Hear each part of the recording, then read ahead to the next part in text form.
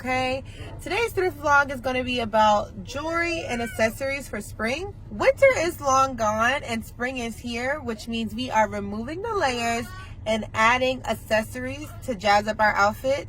But first, I got to tell you guys about this gorgeous necklace I currently have on from MSBLUE.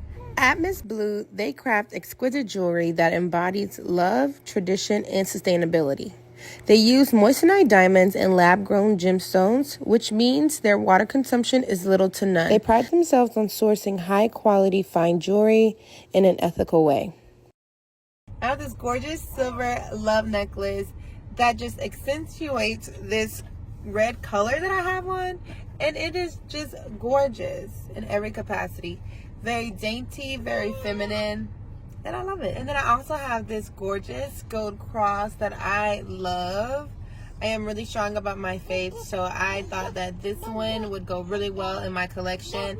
And I can honestly see myself wearing this one by itself and it being the statement, a standalone statement. The design of the cross is just amazing. It has a triple diamond in the middle and I just love it.